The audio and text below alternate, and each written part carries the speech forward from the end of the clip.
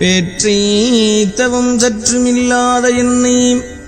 பிரபஞ்சம் என்னும் சேற்றை கழிய வழிவிட்டவா செஞ்சடாடவி மேல் ஆற்றை பணி இதழியை தும்பையை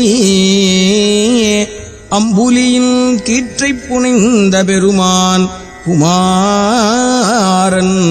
கிருபாகரனே.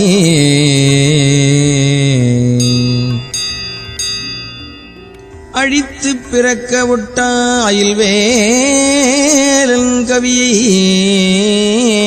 அன்பால் எழுத்துப் பிழையறக் கற்கின்றிலீர் எரிமூண்டதென்ன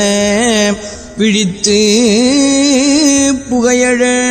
பொங்கு வெங்கூற்றன் விடும் கயிற்றா